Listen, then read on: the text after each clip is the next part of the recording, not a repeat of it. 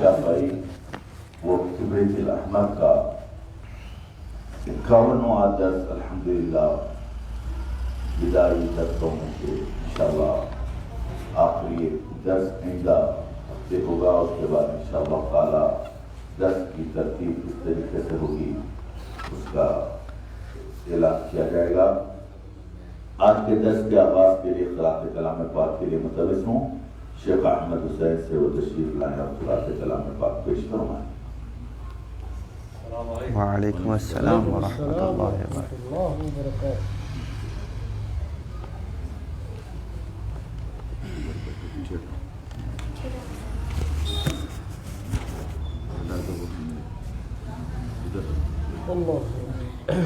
السلام علیکم ورحمۃ اللہ وبرکاتہ. وعلیکم السلام ورحمۃ اللہ وبرکاتہ. اعوذ باللہ من الشیطان الرجیم.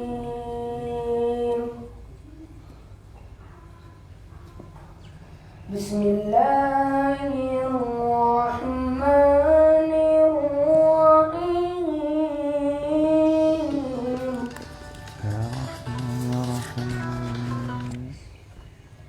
وَإِذْ يَرْفَعُ إِبْرَاهِيمُ الْقَوَاعِدَ مِنَ الْبَيْتِ وَإِسْمَاعِيلُ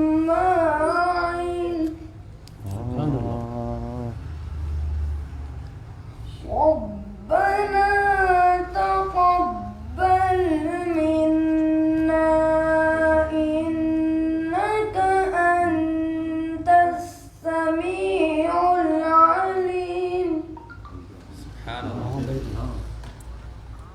رَبَّنَا وَاجْعَلْنَا مُسْلِمَيْنِ لَكَ وَمِنْ ذُرِّيَّتِنَا أُمَّةً مُسْلِمَةً لَكَ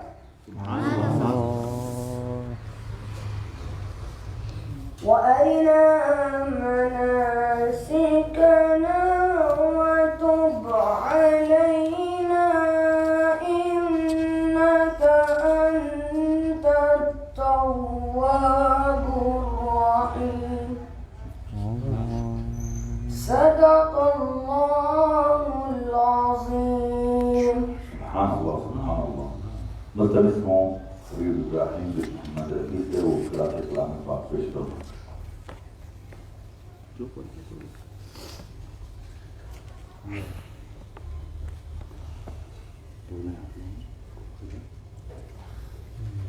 اعوذ باللہ من الشیطان الرجیم.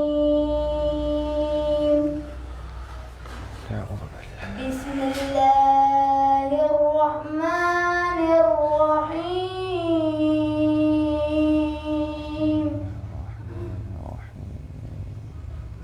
الحمد للہ رب العالمین.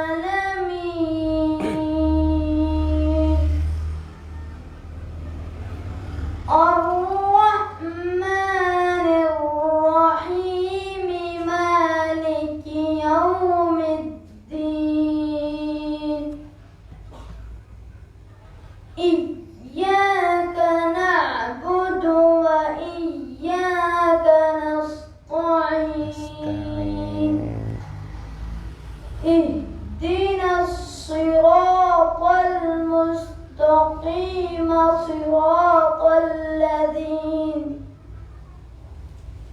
صراط الذين أنعمت عليهم غير المغضوب عليهم ولا الضالين.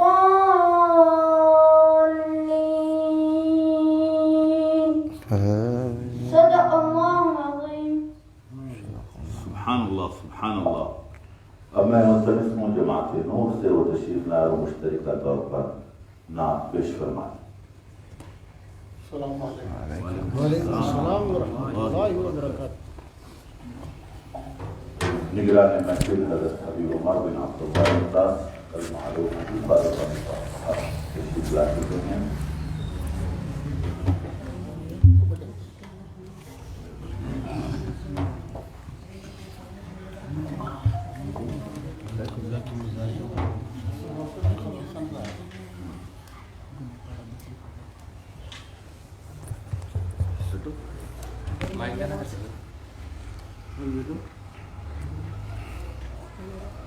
چلو عبدالرحمن کہاں ہے؟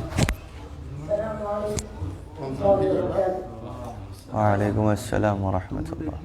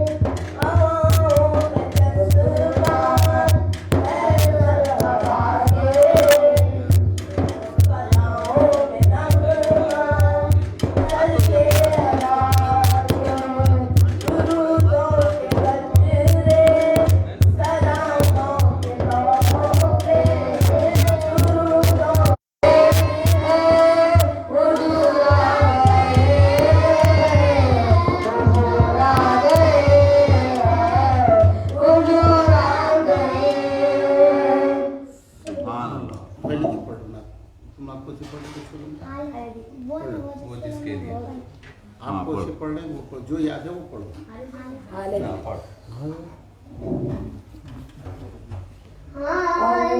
دل کس کو سنائے حال دل کس کو سنائے آپ کے ہوتے ہوئے حال دل کس کو سنائے آپ کے ہوتے ہوئے کیوں کسی کے در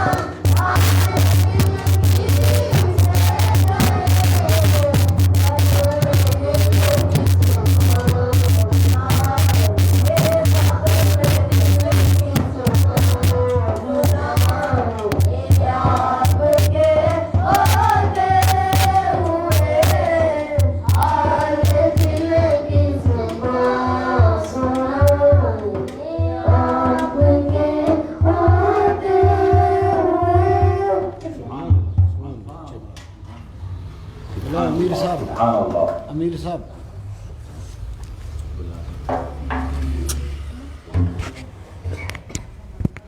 جماعت نور جو سب پر کلام پیش کرنے کی سعادت حاصل فرما رہے تھے، اب میں متوجہ ہوں حضرت مولانا حبیب زبیر بن سعید علیہ صاحب سے وہ درس کا آغاز فرما رہے ہیں۔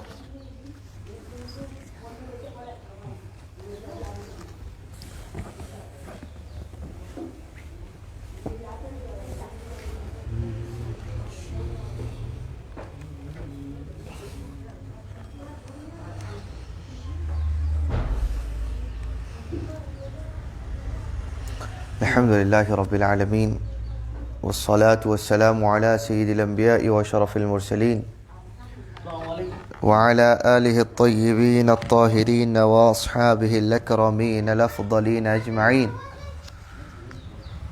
أما بعد، فأعوذ بالله من الشيطان الرجيم. بسم الله الرحمن الرحيم. معزز و مکرم میزبانان مجلس، نگران مجلس، جمیع سعادات گرامی قدر و حاضرین کرام و جمیع ناظرین و سامعین، السلام علیکم ورحمۃ اللہ وبرکاتہ.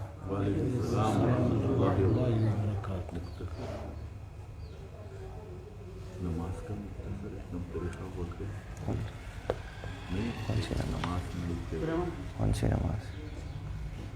عام جمی نماز میں یہ چیز سے وہ فرض یہ ہے منتظر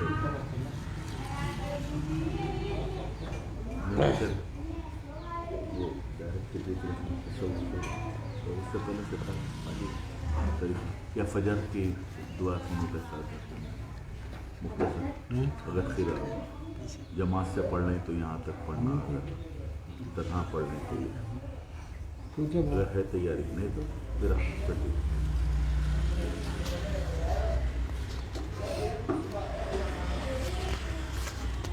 نماز کا بیان تو مکمل ہم ذکر کر چکے ہیں، اس کی تمام تفصیلات کے ساتھ. کوئی ہے تو آہستہ وقت تو ہم نے تذکرہ بڑا تفصیل سے کیا. تھوڑی سی اختصاراً نماز کے حوالے سے گفتگو یہی ہے کہ نماز کی جو فرائض ہیں وہ 14 فرائض آپ کے سامنے بیچ میں بھی کئی مرتبہ ذکر کی گئے، پہلے بھی ذکر کیے گئے. ان فرائض کے بغیر نماز بالکل ہو ہی نہیں سکتی، اور نماز جتنا ہو سکے اس کو احتیاط کے ساتھ، پوری توجہ کے ساتھ میں پڑھنے کی کوشش کی جائے. اور نماز سے پہلے طہارت کا جو بیان گزرا ہے، تاکہ نماز اس کی ہوتی ہی نہیں ہے جس کے پاس طہارت نہ ہو. تو طہارت کے جو احکام مسائل بیان کیے گئے، وضو نہ ہو تو کیا، وضو ہو تو کیسا، وضو کیسے کیا جائے، اور وضو کن چیزوں سے ٹوٹتا ہے، یہ ذہن میں ہونا ضروری ہے. ورنہ آپ نماز پڑھ رہے ہیں اور آپ کو پتہ ہی نہیں ہے کہ آپ کا وضو نہیں ہے تو پھر نماز نہیں ہوتی. لا صلاۃ الا بالوضوء، کوئی نماز نہیں ہوتی بغیر وضو کے. اور الوضوء مفتاح الصلاۃ، کہ نماز کی کنجی اگر کوئی ہے تو وہ کنجی وضو ہے. وضو کے ذریعے ہی آپ نماز کو کنجی، یعنی کہ آپ جب تک نماز کوئی مقفل دروازہ ہے تو آپ اس وقت تک نہیں کھول سکتے جب تک کہ اس کے قفل کو نہ کھولا جائے. تو اس کے قفل کو کھولنے کے لیے دروازہ کھولنے کے لیے آپ کو قفل کھولنے کی ضرورت ہے. اسی طرح نماز اور نماز کی خیر اور بھلائی اچھائی اس کی نیکیاں جب تک نہیں کھلتی جب تک کہ آپ نماز کو اس کی کنجی سے نہ کھولیں. اس کی کنجی کیا ہے؟ وضو ہے.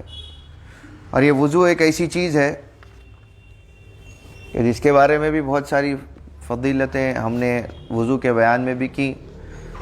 ایک دو باتیں آج بھی کر دیتے ہیں تبرکاً کہ حضرت سیدنا رسول اللہ صلی اللہ علیہ وسلم نے ایک مرتبہ حضرت بلال سے کہا کہ بلال، ایسا کون سا عمل ہے تمہارا کہ جس کی وجہ سے میں دیکھتا ہوں کہ رات میں خواب میں یہ دیکھتا ہوں کہ اللہ تعالیٰ نے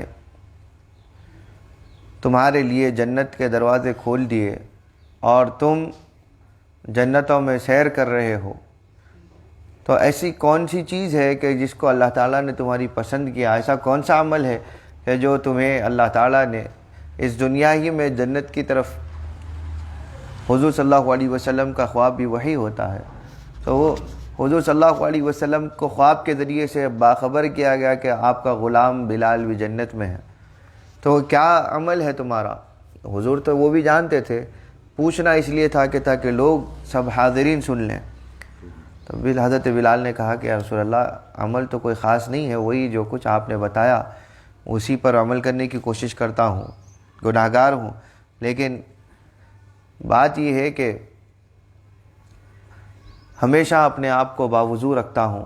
جب وضو ٹوٹ جاتا ہے نیا وضو کر لیتا ہوں، اور جب وضو کرتا ہوں وضو کے بعد 2 رکعت تحیۃ الوضو پڑھ لیتا ہوں. اس کو عادت بنایا ہوا ہے، جب بھی ایسا ہوتا ہے میں جدید وضو کر لیتا ہوں. تو اس وضو کرنے کے عمل نے واللہ یحب المتطہرین، اللہ تعالیٰ طہارت اختیار کرنے والوں کو پسند کرتا ہے. حضرت بلال کی وضو ٹوٹتا ہی اسی لیے ہے کہ کچھ نہ کچھ چھوٹی ناپاکی آپ سے سرزد ہو جائے، یا آپ سے جان کر یا نہ جان کر ہو جائے. تو وہ ناپاکی کی شکل کو دور کرنے کے لیے وضو کیا جاتا ہے. تو آپ حضرت بلال جب کبھی وضو ٹوٹ رہا ہے یا نیند کی وجہ سے ٹوٹتا ہے، تو جب بھی نیند سے بیدار ہوئے یا کسی بھی وضو ٹوٹنے والی چیزوں میں سے کوئی چیز ہو گئی تو فوری نیا وضو کر لیتے اور اس کے ساتھ تحیۃ الوضو کی 2 رکعت پڑھ لیتے. تو یہ عادت کہ ان کو ناپاکی میں زیادہ دیر رہنا پسند نہیں. حالانکہ ناپاکی سے مطلب وہ نہیں کہ آپ گندے ہیں. وضو ٹوٹ گیا، وضو کی جو ناپاکی ہے کہ جس سے وضو ٹوٹ جاتا ہے، اب آپ کو وہ بھی اتنا گوارا نہیں تھا کہ آپ کا وضو ٹوٹا رہے، تو آپ چاہتے تھے کہ میں ہمیشہ باوضو رہوں، لہذا آپ جب کبھی وضو ٹوٹ جاتا نیا وضو کر لیتے. اس عمل نے آپ کو اللہ تعالیٰ کے پاس میں معزز اور اللہ تعالیٰ کی بارگاہ میں مکرم بنایا کہ اللہ تعالیٰ نے آپ کو جنتوں میں آپ کا اکرام کیا. حضور صلی اللہ علیہ وسلم نے یہ بھی ارشاد فرمایا ان الوضوء من حسن، کہ وضو میرے قلعوں میں سے ایک قلعہ ہے کہ جو کوئی وضو کر لیتا ہے اللہ تعالیٰ اس کو حفاظت عطا فرما دیتا ہے وساوس سے، شیطان کے حربوں سے اور دیگر خناسوں کے فتنوں سے اس کے دل کو محفوظ کر دیتا ہے کہ جو ہمیشہ باوضو رہتا ہے یا وضو میں رہنے کی کوشش کرتا ہے. تو یہ ایسا مضبوط قلعہ ہے کہ جس کے بارے میں اولیاء و صالحین نے فرمایا کہ وضو میں رہنا صرف یہی فوائد کے لیے نہیں ہے بلکہ کوئی آفت دنیاوی کو بھی بہت بڑا روکنے والا سبب بن جاتا ہے وضو. اسی طرح شیطان کے مکر اس کے اوپر نہیں چلتے کہ جو باوضو رہتا ہے، اور جو وضو میں رہتا ہے اللہ تعالیٰ اس کو خود بخود توفیق دیتا ہے کہ وہ اچھا گمان کرے، اچھا بولے، اچھا عمل کرے، تاکہ برے عمل کے ذریعے سے اس کا وضو نہ ٹوٹ جائے یا کسی بری چیز کے ذریعے سے، بری چیزیں سوچنے سے اس کے وضو پر اثر نہ پڑے. تو اللہ تعالیٰ اس کو خود بخود نیک توفیق دیتا ہے کہ اس کا ذہن بھی صاف رہتا. تو باوضو رہنا اور وضو سب سے بڑی کنجی ہے نماز کے لیے. نماز وضو کرنے کے بعد نماز کے لیے جس بھی نماز کا وقت ہو اس کے لیے کھڑے اس نماز کی نیت کریں. نیت کرنے کے ساتھ ہی اللہ اکبر، یعنی نیت کرنے کے بعد زیادہ فاصلہ نہیں دینا ہے.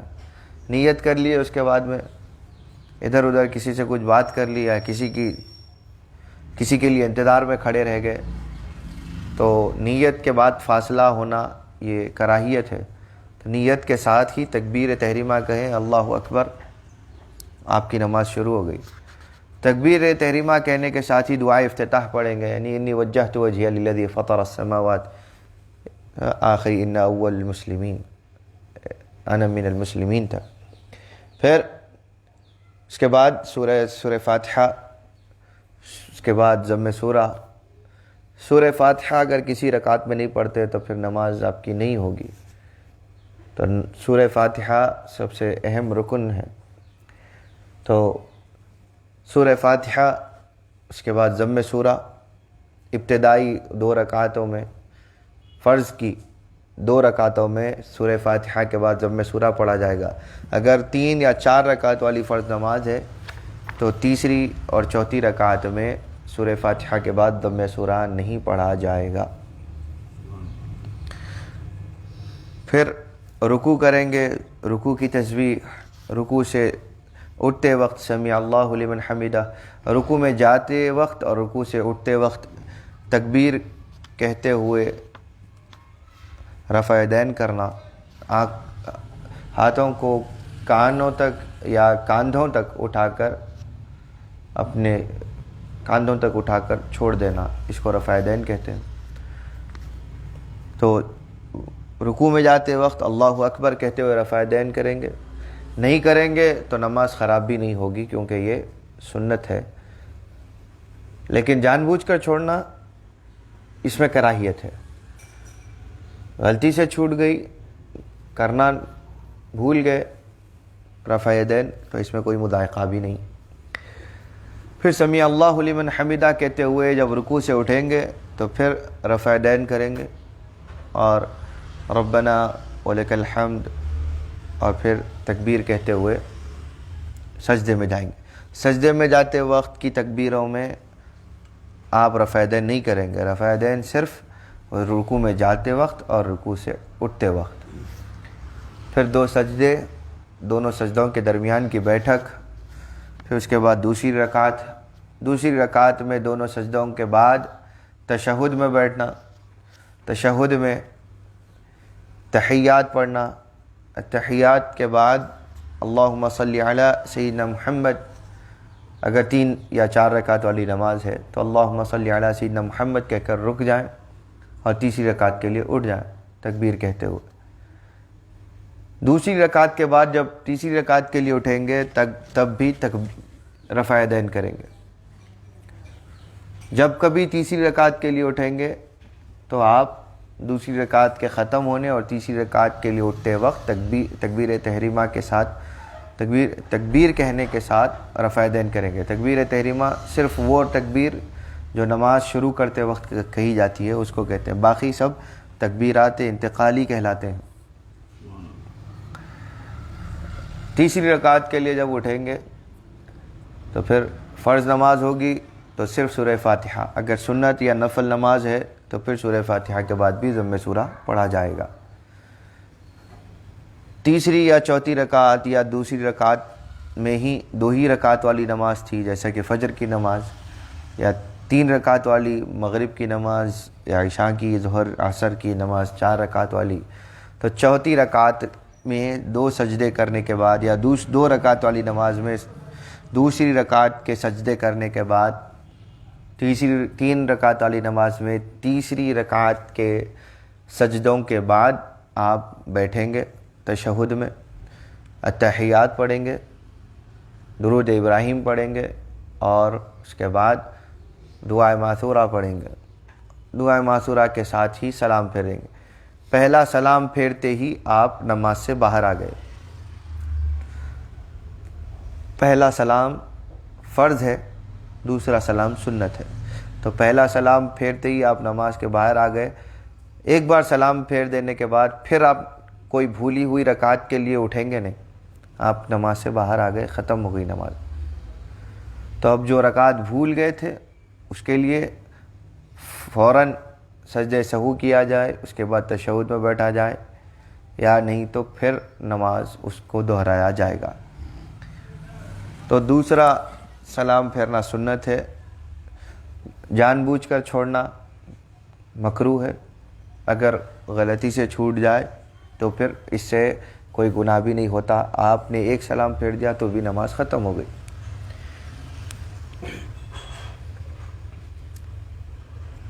یہ عام طور پر فرض نمازوں کا بیان، اور سنت نمازیں بھی اسی طرح ہیں، صرف سنت نمازوں میں تیسری اور چوتھی رکعتوں میں بھی سورہ فاتحہ کے بعد ضم سورہ پڑھا جائے گا، باقی سب ایک ہی طریقہ۔ فجر کی نماز میں دوسری رکعت رکوع سے اٹھنے کے بعد، دوسری رکعت میں سجدے میں جانے سے پہلے اور رکوع سے اٹھنے کے بعد دعائے قنوت پڑھیں گے۔ دعائے قنوت اگر مکمل یاد نہ ہو، قنوت نازلہ، تو صرف اللہم اغفر لی یہ پڑھ لینا بھی دعائے قنوت کے حکم میں آ جاتا ہے۔ اور صلاحیت ہے لیکن آپ آگے پڑھ نہیں رہے ہیں تو آپ یعنی دعائے قنوت یاد نہیں کر رہے، جان بوجھ کے سستی کی وجہ سے، کاہلی کی وجہ سے، تو گناہ گار ہوں گے۔ تو ہاں اگر کسی کے پاس میں یاد کرنے کے لیے مشقت ہو تو جب تک یاد نہ ہو جائے اللہم اغفر لی یا ربنا آتنا فی الدنیا حسنۃ وفی الآخرۃ حسنۃ وقنا عذاب النار، اور اس طریقے کی دوسری دعائیں بھی جو یاد ہو وہ بھی کی جا سکتی ہیں۔ قنوت اگر کسی نماز میں چھوٹ جائے، کسی فجر کی نماز میں جب کبھی چھوٹ جائے بھول سے، تو سجدہ سہو کیا جائے گا۔ اگر جان بوجھ کر چھوڑا ہے تو نماز اس سے مکروہ ہو جاتی ہے، پھر دہرانا پڑے گا۔ اور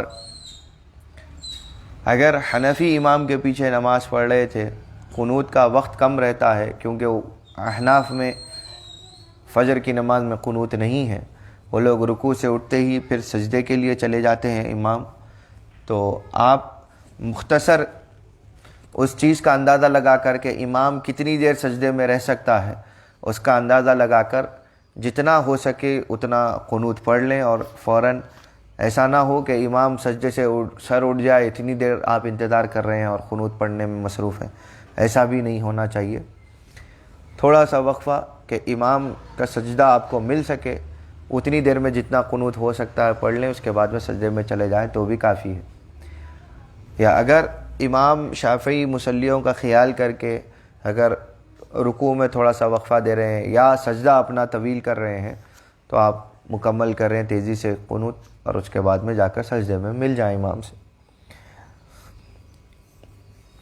ورنہ نماز امام سجدے سے باہر آ جائے اور آپ اس کے بعد سجدہ کر رہے ہیں تو آپ امام کی امامت سے خارج ہو جاتے ہیں، پھر آپ کی وہاں سے نماز تنہا ہو جائے گی، اگرچہ کہ آپ جماعت میں رہتے ہیں لیکن آپ کی نماز تنہا شمار کی جائے گی۔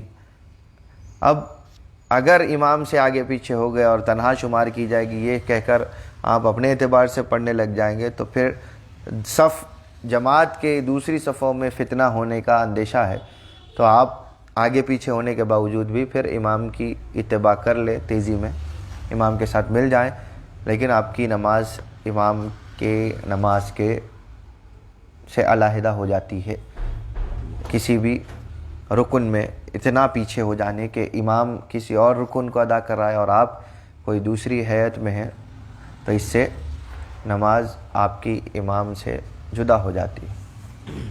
تو تھوڑا سبقت میں تاخیر کرنا یہ جائز ہے، لیکن اتنی نہ ہو کہ آپ اور امام کا رکن الگ ہو، یعنی کہ امام سجدے سے سر اٹھا کر جلسے میں بیٹھا ہے اور آپ سجدے کے لیے جا رہے ہیں تو ایک دم دو الگ الگ رکن ہو گئے ہیں، تو اس سے نمازوں پر اثر پڑتا ہے، خاص طور پہ جماعت والی نمازوں پر زیادہ اثر ہوتا ہے۔ یہ طریقہ ہر نماز کا ہے، سوائے وطر کی نماز 2 رکعت علیحدہ اور 1 رکعت علیحدہ پڑھی جاتی ہے، اور وطر کی نماز میں شافعیہ میں قنوت نہیں ہے، سوائے یہ کہ رمضان کی 16ویں تراویح سے لے کر آخری دن تک کی تراویح تک جو وطر پڑھی جائے گی اس میں آخری رکعت میں رکوع سے اٹھنے کے بعد میں قنوت پڑھا جائے گا، یہ سنت ہے۔ اور جو اس دوران میں وطر میں قنوت پڑھا جاتا ہے، بعض لوگ یہ سمجھتے ہیں کہ ان دنوں میں فجر میں قنوت نہیں پڑھا جاتا، لیکن ویسا نہیں ہے۔ فجر کا قنوت تو سال کے 12 مہینے اور سال کے 365 یا 366 دن ہمیشہ رہتا ہے، صرف وطر کی قنوت کا اضافہ رمضان کی آخری آدھے حصے میں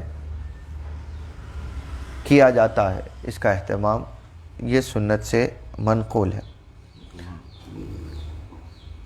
یہ نماز کا طریقہ ہے، اس کو ہمیشہ ذہن نشین رکھیے۔ اس کے علاوہ اگر آپ کوئی سوال رہ گیا ہے، آپ پوچھنا چاہتے ہیں تو پوچھ سکتے ہیں۔ حنفی میں وائے قنوت نہیں پڑھتے تو مطلب کہ نماز مکروہ ہو جاتی؟ نہیں، قنوت نہیں پڑھنے سے نماز مکروہ نہیں ہوتی، لیکن شافعی مصلی حنفی امام کے پیچھے بھی قنوت اس کو پڑھنا ہوگا۔ اگر بھول گیا تو سجدہ سہو کرے گا، اگر جان بوجھ کے چھوڑ رہا ہے تو پھر نماز دہرانا پڑے گا۔ اور حنفی میں رکعت بند کر سکتی، رفع نہیں کرتے، اس کے بعد نہیں کرتے، تو یہ کس طریقے سے؟ وہ بھی حضور کا ہی طریقہ کار ہے۔ احناف ہوں یا مالکیہ ہوں یا حنبلی ہوں یا شافعی ہوں، چاروں مسالک کا اجتہاد حضور صلی اللہ علیہ وسلم کی سنت پر مبنی ہے۔ حضور ویسی نماز پڑھتے تھے، کبھی حضور نے رفع دین کیا، کبھی نہیں کیا، تو اگر حضور نے نہیں کیا سو اس روایات کو دیکھ کر اگر کوئی عمل کرے تو پھر حضور نے جو رفع دین جب کیا تھا، حضور کا ایک طریقہ تھا، وہ طریقہ ختم ہو جاتا، حضور کی وہ سنت باقی نہیں رہتی۔ ان کو باقی رکھنے کے لیے حضور صلی اللہ علیہ وسلم کے ان روایتوں پر کسی نے عمل کیا، کسی نے نہیں کیے جانے والی نماز کے اوپر عمل کیا جس میں رفع دین نہیں ہوتا۔ تو یہ علماء کے اجتہاد میں صحیح غلط تو اس کا فیصلہ کسی امتی کے حق میں نہیں ہے جب تک کہ وہ خود ایک مجتہد نہ بن جائے، اور وہ مجتہد بھی بننے کے دوران میں اس کو کسی نہ کسی امام کی اتباع ضروری ہوتی ہے۔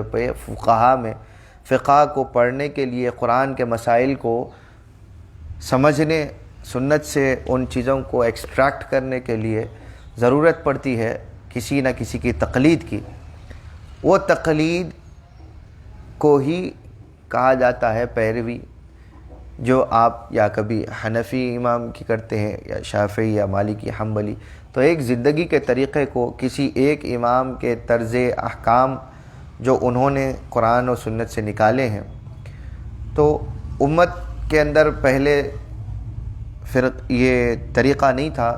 ظاہر سی بات ہے، امام ابو حنیفہ، امام مالک سے پہلے کوئی فقہ کا کوئی ایک خاص طرز عمل نہیں تھا، تو ان سے پہلے کے لوگ کوئی مالکی یا شافعی نہیں تھے یا کوئی حنفی نہیں تھے، وہ سب حضور صلی اللہ علیہ وسلم سے سیکھے ہوئے تھے یا حضور کے صحابہ سے سیکھے ہوئے تھے۔ وہ اپنے آپ میں اجتہاد تھا ان کے پاس میں کہ ان میں جو علماء ہوتے تھے، ہر علماء کا طریقہ کار تھا قرآن و سنت سے چند چیزیں وہ اپنے علم اور اپنی محنت سے جو اللہ تعالیٰ نے ان کو فہم و فراست دی تھی، اس سے جو احکام نکالتے تھے، بیان کرتے تھے، اس طریقے پر عمل ہوتا تھا۔ دیکھا یہ گیا کہ اس طریقے کے ساتھ میں بہت سارے طریقے سمجھ میں آ رہے ہیں، لیکن حضور کی سنتوں کو جمع کر کے دیکھا گیا، اور چاروں مذاہب کا جب وجود ہوا تو ان میں دیکھا گیا تو علماء نے جو ہر کوئی اپنا اپنا ایک طریقہ رکھتا تھا، اس نے امت کی اجماعی سطح پر یہ کام ہوا کہ سب نے، اکابر علماء نے 4 بڑے مذاہب کو دیکھا، 4 بڑے ایسے علماء کو دیکھا کہ جن کا طریقہ اجتہاد کہ قرآن اور سنت سے مسائل کو سمجھنے کا جو طرز ہے ویسا طرز کسی اور میں نہیں ہے، تو سب علماء نے مل کر اپنے طریقوں کو بھی اسی طریقوں میں ضم کر دیا، اور 4 طریقے اس کے اوپر اتفاق ہوا کہ یہ چاروں کا نہج جو ہے، طریقہ کار جو ہے، وہی سب سے زیادہ قریب قبول ہے، اور اس میں کسی دوسرے ذہن کو کے لیے کوئی راستہ ہی نہیں ہے کہ وہاں پر ان کی سمجھ اور ان کے طرز پر وہ انگلی اٹھا سکے۔ تو اتنا مضبوط جب مذاہب کا وجود آ گیا تو چاروں پر اتفاق کیا گیا، چاروں میں سے کسی ایک امام کی پیروی کرتے رہنا اور اپنی طریقے کو، اپنی زندگی کو ان کے بتائے ہوئے احکام کی سمجھ کے پیروی میں لگا دینا، اس کو تقلید کہتے ہیں۔ یہ تقلید ہر ایک پر واجب ہے، جو تقلید نہ کرے وہ گمراہ ہے، کیونکہ ہر عام ذہن قرآن کے سنت کے معنی کو نہیں سمجھ سکتا، کیونکہ قرآن کبھی ایک حکم دیتا ہے، کبھی ایک حکم دیتا ہے، اس کو سمجھنا، اس کو پڑھنا، یہ عام تو عام ہے، ہر عالم کے بس کی بات نہیں ہے کہ وہ اس کو احکام کو گہرائی کے ساتھ سمجھ کر ایک بات بتا سکے۔ اسی لیے علماء کو بھی تربیت کر کے پھر مناسب افتاء پر بٹھانا، اس کے پیچھے بہت سارا کام ہوتا ہے، اور اس کی حکمت یہی ہے کہ وہ کسی مفتی کے، کسی مجتہد کے جو ہے صحبت میں رہ کر سیکھے کہ قرآن اور سنت سے کیسے فیصلے کیے جاتے ہیں، جبکہ حالات بدل جائیں، منظر بدل جائے، مقام بدل جائے، انسان بدل جائیں، ہر ایک کا کیفیت الگ ہو جاتی، تو کیا کیا جائے؟ پہلے زمانوں میں گاڑی نہیں تھی، گاڑی میں نماز پڑھنا کیسا؟ ہوائی جہاز نہیں تھے، ہوائی جہاز میں ہے تو نماز کا کیا حکم ہے؟ اب قرآن میں تو اس کا ذکر نہیں ہے، سنت میں نہیں ہے، تو قرآن اور سنت کو ہی اپنا پیش نظر رکھ کے اس سے احکام نکالے کیسے جائیں؟ وہ طریقہ مجتہدین، ان کو مجتہد کہتے ہیں کہ جو وہ درجے پر پہنچتے ہیں۔ ایسے بہت سارے واقعات ہیں، تو اجتہاد اسی لیے ضروری ہے، اور ان کی تقلید بھی اسی لیے ضروری ہے۔ اس کے بعد تقلید کا حکم یہ ہے کہ جو مقلد ہو اس کو، اس کے آداب میں سے یہ نہیں ہے کہ وہ مجتہد سے سوال کرے کہ اس کی دلیل کیا ہے۔ اس کا کام یہ ہے کہ اپنے آپ کو ایک کسی امام کے سپرد کر دے کہ اب اس کے بعد وہ جس طریقے کے ساتھ احکام بیان کرتے ہیں ہم اس پر عمل کریں۔ لہذا تقلید کی اصل یہ ہے، اس کے علاوہ بہت ساری باتیں ہو سکتی ہیں اس میں۔ حضرت اس سے مطلب نمازوں سے ہٹ کے سوال تھا کہ جمعے کے دن سورہ کہف یعنی آخر کب وقت تک، یا جمعے سے قبل پڑھنا ہے یا مغرب سے قبل؟ بہتر ہے کہ شب جمعہ کو سورہ کہف پڑھا جائے، یا جمعہ فجر کے بعد سے لے کر جمعہ سے پہلے تک پڑھا جائے، اور یہ بہتر افضل اوقات ہیں۔ لیکن سورہ کہف جمعہ ختم ہونے سے پہلے تک کبھی بھی پڑھا جائے تو وہ اس روایت کے ثواب کی مناسبت میں آ جاتا ہے جو حضور صلی اللہ علیہ وسلم نے اس کے پڑھنے والوں کے بارے میں فرمایا کہ یہ نور ہے یا کفارہ ہے، یا اور دوسرے چیزیں بھی بیان کی۔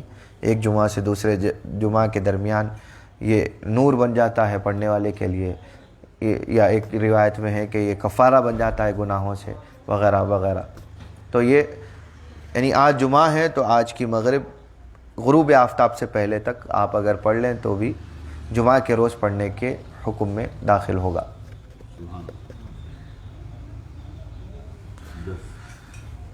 تو چند فقہی مسائل کے گوشہ گزار کرنے کے بعد کبریت الاحمر کے ہم درس کے تسلسل کی طرف بڑھتے ہیں۔ سیدنا امام العیدروس ارشاد فرماتے ہیں: قال المصنف رحمہ اللہ المقام السابع الخوف، وكان أبو بكر الصديق رضي الله تعالى عنه إذا تنفس يشم منه رائحة الكبد المشوية، وكان بعضهم إذا غلب عليه الخوف في الخلوة رجع إلى السوق، ولم يزل كذلك إلى أن تمكن وقوى وآذن له في الاجتماع والصحبة وصحب الناس وانتفعوا به.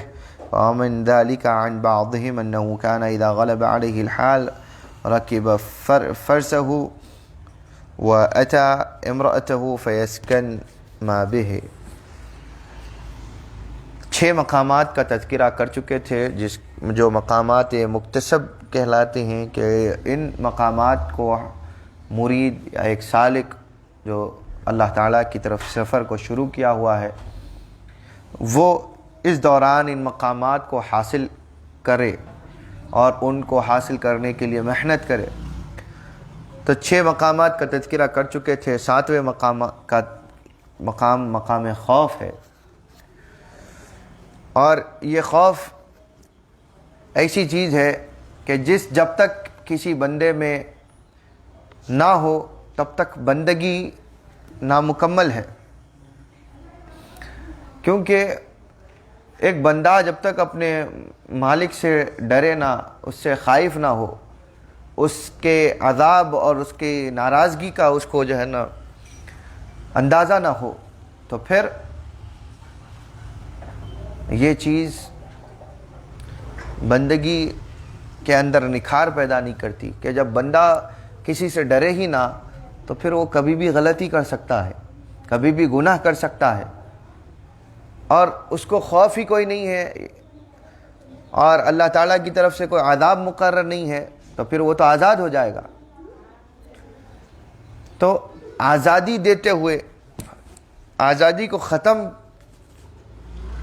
بھی نہیں کیا، اور آزادی دیتے ہوئے چند چیزوں پر احکام لگا کے رکھ دیے کہ ہاں اگر تم اس راستے پر ہو تو دیکھو یہ تمہیں یہ عمل کرنا ہے، یہ عمل کرنا ہے. تو مسلمان ہو، تمہارے اوپر یہ احکام ہے، تمہارے لیے جائز ہے، یہ ناجائز ہے، اگر ناجائز کرو گے تو یہ گناہ ہے، اس گناہ کی سزا یہ ہے. حلال کرو گے تو حلال کا تمہیں یہ ثواب ہے، تمہیں یہ جزائیں دی جائیں گی، تمہیں یہ انعامات دیے جائیں گے. یہ اگر مقرر نہ کیے جاتے تو بندوں کو کسی چیز کا خوف ہی نہیں ہوتا. جس کو کسی چیز کا خوف نہ ہو وہ ایسا آزاد بن جاتا ہے کہ پھر وہ جو من میں آتا ہے وہ کرتا ہے، اس کو بندہ نہیں کہتے. بندگی کے اندر سب سے بڑا ایک اہمیت کا پہلو خوف ہے کہ بندہ اپنے مالک سے ڈرے. بیٹا یا اولاد اپنے ماں باپ سے ڈرے بھی، ان سے محبت بھی رکھے. خالی ڈریں گے کسی سے بھی وہ بھی وحشت ہو جاتی ہے، اور اللہ تعالیٰ کو وحشت بھی نہیں پسند. خالی محبت کر رہے ہیں یا آرزو میں ہیں کہ یہ ہو جائے، یہ ہو جائے، آپ چاہے جو کریں، آپ کے اوپر خالی انعام ہو، تو پھر یہ زندگی بغیر اصول والی زندگی ہو جاتی. ایسوں کی زندگی کہ جس کے پاس میں کوئی لمیٹیشن نہ ہو، کوئی چیز کے اوپر حد نہ ہو، وہ بے حد ہو جائے، تو پھر بے حد کی مثال اس گھوڑے جیسی کہ جس کو کوئی لگام نہیں ہوتی. جس کے پاس کوئی لگام نہیں ہوتی، ایسے گھوڑے پر بھی کوئی بھی نہیں بیٹھتا، ایسے گھوڑے کی سواری کوئی نہیں کرتا جو بے لگام رہتا. تو لگام لگائی اسی لیے جاتی ہے کہ اس کے اوپر بیٹھا جا سکے. تو جب زندگیوں میں پابندی آتی ہے، خاص طور پہ آپ لوگ اس بات کو، اس ذہن کو لے کر اٹھیے کہ یہ لمیٹیشنز لگانا، آج کل ایتھیزم، لبرلزم کے نام پر ایتھیزم کی طرف دھیریا بنایا جا رہا ہے لوگوں کو. آزادی رائے، آزادی خیال کے نام پر جیسا چاہے ویسا عمل کرتے پھریں، جیسے چاہے ویسے زندگی گزاریں. تو بے مقصد اور بے اصول زندگی، ایسوں کی زندگی کو بھی دیکھیے. آپ منع تو نہیں کریں گے کہ دیکھیے آپ جو لوگ ہیں ایتھیسٹ ہیں، جو لوگ دھیریے ہیں، ان کو دیکھیے، آپ ان کی زندگیوں کو دیکھیے. نہ کوئی روکنے والا، نہ کوئی روکتا ہے، نہ کوئی ان کو کچھ کہتا ہے، نہ انہیں کسی کا خوف ہوتا ہے، نہ وہ کسی خدا کو مانتے ہیں، نہ اپنے سے کسی بڑے کی کوئی بات کے زد میں رہتے ہیں. ایسوں کی زندگی اور آپ اپنی زندگی میں دیکھیں کہ فرق کتنا آ جاتا ہے. کہ ویسوں کے ساتھ کوئی نہیں رہتا. ان کے ہم خیال رہتے ہیں، لیکن ان کے ہم خیالوں کو بھی جو خود پہلے سے ایتھیسٹ ہے، پھر ان کو بھی کچھ رہتا ہے کہ نہیں ایسا نہیں، ایسا ہوتا. کوئی نہ کوئی منظر ایسا آ جاتا ہے کہ جہاں پر نہیں، ایسا نہیں، تم ایسا کرنا چاہیے. تو یہی ایسا نہیں ایسا کرنا ہی پابندی ہے. جس کا انکار کرتے ہیں وہ خود روزمرہ کی زندگی میں پابندی کہیں نہ کہیں سے آتی ہے، تو وہ بے اصول زندگی کہیں نہ کہیں بے چین رہتی ہے، اور وہ بے چین زندگی کو ایک طریقہ حیات کی ضرورت ہے. اور ساری دنیا کے مذاہب میں اگر بہترین طریقہ حیات کسی نے دیا تو وہ اسلام ہے، جس کو آج یورپین کنٹریز بھی مانتی ہیں. اور اسی وجہ سے اسلام سب سے زیادہ تیزی سے پھیلنے والا مذہب اگر کوئی ہے تو وہ اسلام ہی ہے. کیوں کہ وہ ہر طریقے میں دیکھ رہے ہیں کہ اسلام نے جو قوانین دیے ہیں وہ قوانین کس لیے ہیں. یہ اسلام کے دائرے میں رہنے والوں کو یہ پابندی کیوں ہے کہ نماز نہیں پڑھنے سے ڈرتے کیوں ہیں، حرام کھانے سے کیوں ڈرتے ہیں، کسی پر ظلم کرنے سے کیوں ڈرتے ہیں. اس پر ریسرچ کی جائے، کی گئی ہے، کی جا رہی بھی ہے کہ یہ لوگ اتنا خوف زدہ کہ کس چیز کی وجہ سے یہ لوگ نماز کا وقت آ گیا ابھی تو نماز کو نہیں چھوڑ رہے، یعنی کہ خود بخود جا رہے ہیں، چاہے دل نہیں چاہ رہا، کبھی ممکن ہے کبھی مزاج نہ چاہے لیکن جانا ہے. یہ پابندی کیوں؟ تو معلوم ہوا کہ انہیں کسی چیز کا خوف ہے. خوف کیا ہے؟ تو وہ اپنے رب سے جس پر ایمان رکھتے ہیں، جس سے عقیدہ ہے کہ یہ ہمارا خدا ہے، اس سے ڈر رہے ہیں. کیوں ڈر رہے ہیں؟ کہ کہیں وہ ان کو عذاب نہ دے. وہ عذاب کیوں دے گا؟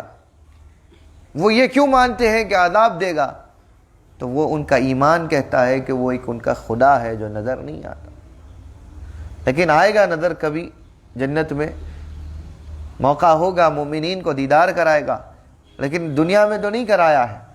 لیکن اس نے اپنے ایک ایسے پیغمبر کو بھیجا کہ جن کو سب نے مانا، اور ان کے کہنے پر اس خدا سے ڈرتے بھی ہیں، اس خدا کے احکام کو مانتے بھی ہیں، دبے ہوئے رہتے ہیں. تو ہر زندگی کے غلط قدم اٹھانے سے پہلے ارے نہیں یہ تو غلط ہو جائے گا، تو اس کی اجازت نہیں ہے، لہذا یہ نہیں کرو، یہ کرو. یہ خود بخود ذہن فیصلے کرتا ہے. کب؟ کہ جب بچپن سے ایک پرورش کی جاتی ہے، ایک ذہن سازی کی جاتی ہے، ذہن بنایا جاتا ہے بندے کا کہ دیکھو تمہارا رب یہ ہے، تمہارا ایمان کی طرف بلایا جاتا ہے. جب ایمان جامد ہو جاتا ہے تو پھر کہیں بھی چلے. تو کسی مسئلے کے بارے میں معلوم نہیں ہوتا تو بھی پوچھنا بہتر سمجھتا ہے کہ یہ جو کر رہا ہوں صحیح ہے یا غلط ہے. تو یہ جو رجوع ہے اور یہ خوف ہے، یہ خوف بندگی کی اصل ہے. اگر یہ خوف نہ ہوتا تو پھر بندہ جو چاہے وہ کرتا. جو چاہے وہ کرتے ہیں وہی سب سے زیادہ بے چین ہے. ان کو اطمینان چاہیے، تو اس اطمینان کے لیے وہ پھر واپس لوٹ رہے ہیں کہ مسلمان بن جائے. اور جو لوگ مذاہب سے، اسلام ہی نہیں دوسرے مذہبوں سے بھی لوگ دور کر کے دھیریہ بنا رہے ہیں دوسروں کو اپنے دلیلوں کے ذریعے سے، وہ بناتے جا رہے ہیں، لیکن جو پہلے سے ٹکے ہوئے ہیں وہ پھر بے چین ہو کر واپس کسی نہ کسی مذہب کی طرف رجوع کر رہے ہیں. اب مذہب چننے میں آئے تو اسلام جو ضابطہ حیات دیتا ہے ویسا اسی زندگی گزارنے کا طریقہ کوئی مذہب دے رہا ہی نہیں. مذہب کسی کے مذہب کو برا نہیں کہہ رہے ہیں، لیکن جس مذہب میں ہم ہیں اس کے ہر اصول کو دیکھے ہر اعتبار سے پختہ. افسوس یہ ہے کہ اس کی پختگی کو ثابت کرنے والے بہت کم رہ گئے، کہ خود اس کے قوانین کو ہم نہیں سمجھ رہے، ہم سمجھنے کی کوشش نہیں کر رہے. تو لہذا ایک اٹھتے ہیں کہتے ہیں کہ نہیں 3 طلاق کا مسئلہ اس میں جو ہے نا اس کے اندر ظلم ہے عورتوں کے لیے.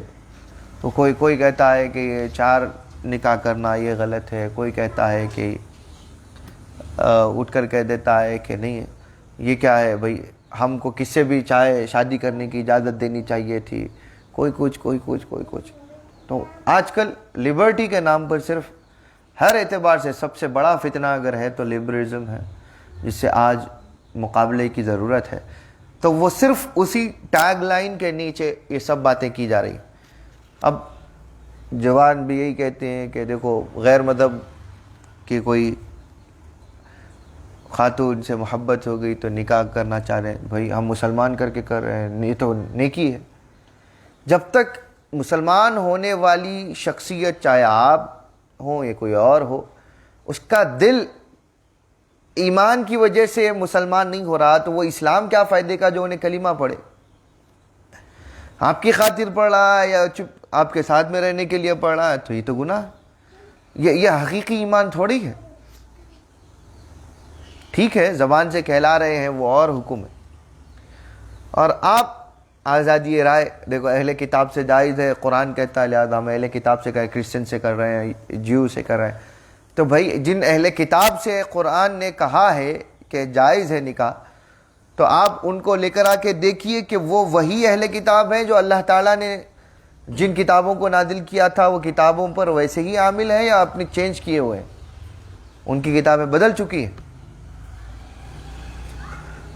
خود عیسائیوں میں جو آج ان کا اجماع ہے وہ تحریف شدہ کئی کتابیں تھیں، سینکڑوں کی تعداد میں تھی. 125 135 سے کم ہوتے ہوئے 54 پر آئے تھے، 52 پر آئے، 40s میں آئے، پھر اس کے بعد میں آخر میں 25 پر آئے تھے.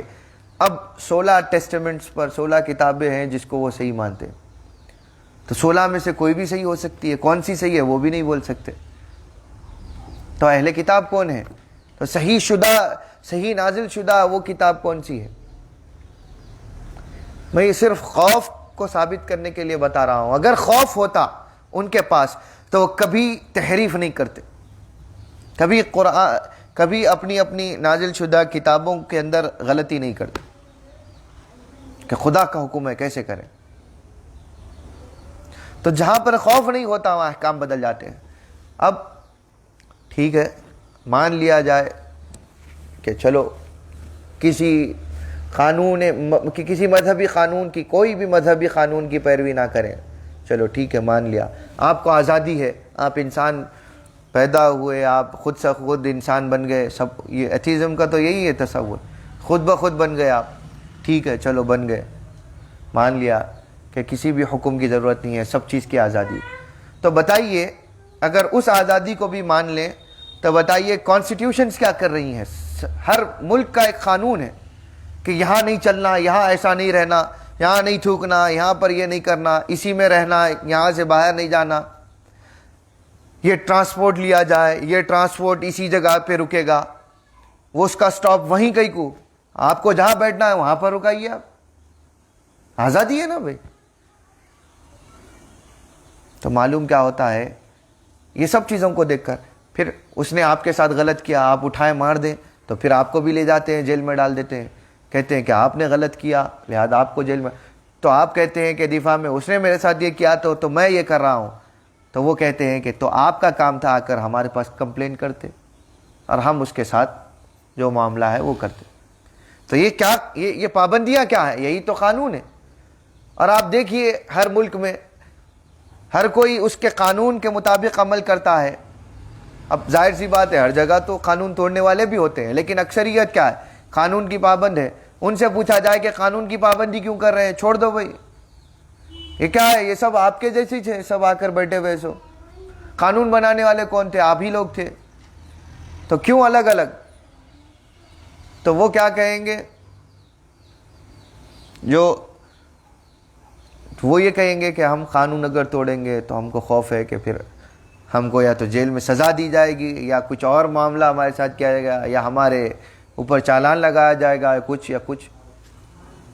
یا ہماری شہریت برخاست کر دی جائے گی یا کچھ نہ کچھ. تو یہ سب معاملات کیا ہے؟ خوف پہ آ کے ٹک گئے کہ وہ کون سی چیز ہے جو ان کو مجبور کر رہی ہے کہ کسی چیز کے پابند رہیں. تو وہ خوف کس کا؟ اپنے سے اعلیٰ کا. چاہے وہ دنیاوی منصب ہے لیکن کوئی نہ کوئی اعلیٰ ہے. تو جب یہ تصور بیٹھ گیا کہ پابندی ضروری ہے، زندگی گزارنے کے لیے کچھ نہ کچھ اصول ضروری ہیں تاکہ سوسائٹی زندہ رہے، سویلائزیشن زندہ رہے، ٹھیک ہے؟